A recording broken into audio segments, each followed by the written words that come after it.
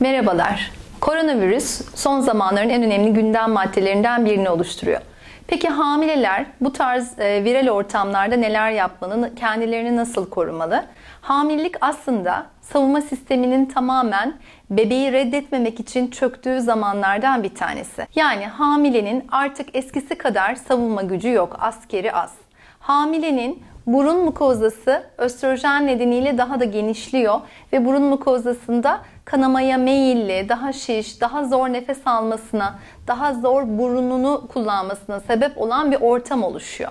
Hamilelikte göbek yukarıya doğru çıktıkça göğüs kafesi yukarıya kalkıyor, diyafram yukarı itiliyor ve akciğer kapasitesi düştüğü için vücudunda, burnundan, solunum yollarından akciğerlerine doğru inebilecek hastalıklarla mücadele etme kapasitesi, nefes gücü azalıyor.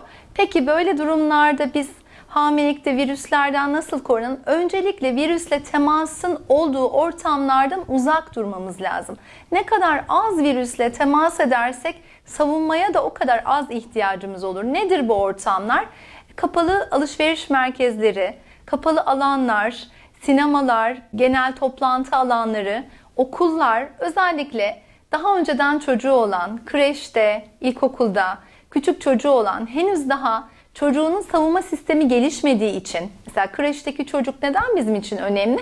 Çünkü daha yeterince etkenle karşılaşmamış, çok fazla mikrop tanımıyor.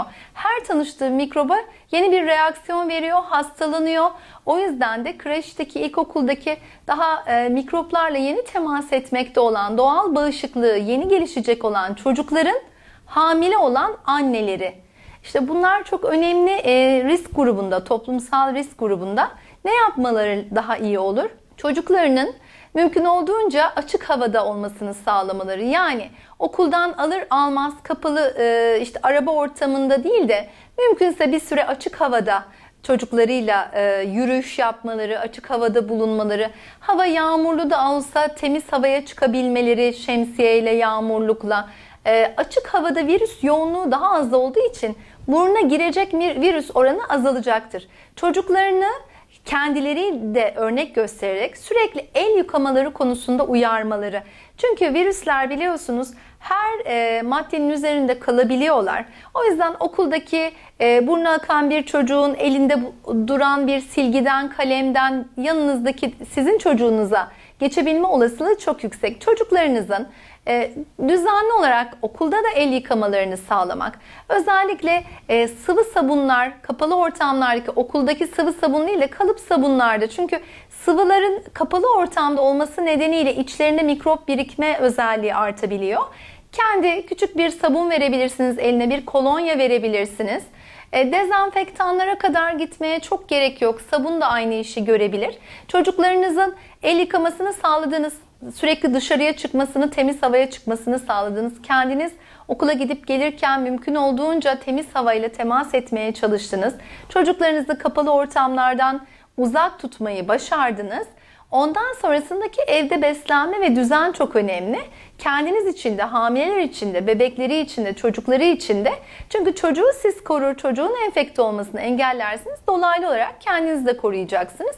Burada savunma sistemini artıracak gıdalar, çok fazla karbonhidrat içermeyen, çok şekerli, tatlı, paketli ürünler içermeyen, daha çok sıvı tarzında işte soğanlı, sarımsaklı çorbalar gibi son derece meşhur gündemde işte kelle paça, işkembe gündemi çok meşgul etmekle birlikte soğan içerdiği, sarımsak içerdiği için güçlü çorba kaynakları bunlar. Yani et suyuna çorbalar, çocuğun seveceği tarzda köfteler, fırınlanmış patates gibi böyle çocuğun yiyeceği gıdaları sürekli ona vermek, burnunu sürekli yıkamasını sağlamak veya ufak tefek burun spreyleriyle, serum fizyolojik damlalarıyla, hyaluronik asitli ürünlerle burun mukozasını temizlemek, yattığı ortamın çok kuru olmasını engelleyerek kalorifer petekleri üzerine su bırakmak, odasını sürekli havalandırmak.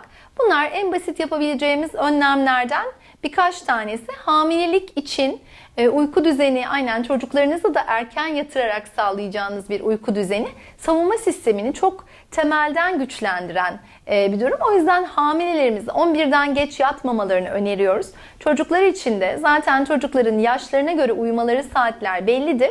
Bir ilkokul öğrencisinin 9-10 saatlik uykuya ihtiyacı vardır. O yüzden erken dönemde yatırmak, çocuğun büyüme hormonunun salgılandığı uykuyu alabilmesi, annenin de kendisine zaman ayırabilmesi için, özellikle hamile annenin çocuğu erkenden yatırıp dinlenebilmesi için çok çok önemli bir ortamdır. Mesele koronavirüsü olabilir, grip, influenza virüsü olabilir, her tür virüs, herpes virüsleri olabilir. Virüsler her zaman savunması düşmüş insanları tercih ederler.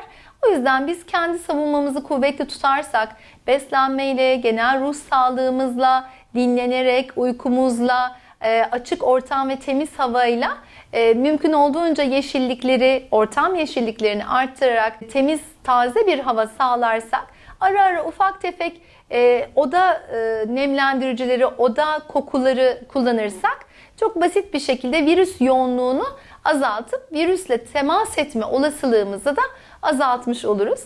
Sağlıklı, virüssüz, salgınsız, güzel günler, güzel hamilelikler, mutlu bebekler.